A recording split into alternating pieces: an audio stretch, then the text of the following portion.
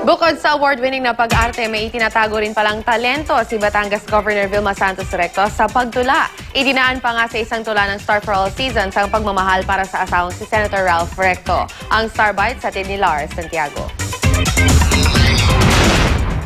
I want you, darling, every day. I want you to be mine because you mean the world to me. My own dear Ralph Valentine. Isa lang ito sa mga tulang binasa ni Batangas Governor Vilma Santos Recto para sa radio program ni Attorney Romulo Macalintal.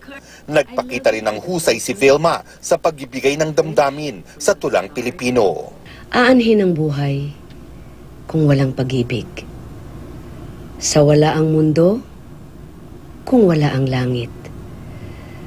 Kung ang buhay natin ay isang panaginip, managinip tayo sa suyong matamis. Enjoy na enjoy ako kasi alam niyo naman parte ng buhay ko yan, acting.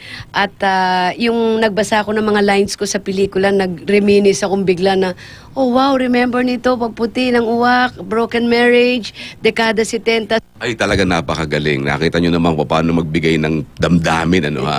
Alam mo na isang malaking karangalan para sa akin na maging bahagi siya ng ating program. Buo na ang plano ni Governor V sa Araw ng Mga Puso.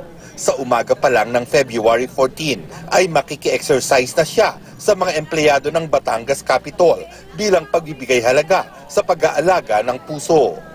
Ise-celebrate din ni Governor V ang Valentine's Day kasama ang asawang si Senator Ralph Recto. Pero kami ni Ralph after na. Kasi usually lumalabas kami ni Ralph after. Dahil on the day itself, Diyos ko dahil, pahihirapan ka talaga sa traffic at tao, maiinis ka lang. Lars Santiago, GMA News. Appetizer pa lang yan ating lunchtime chikahan. More entertainment news sa pagbabalik ng Star Bite.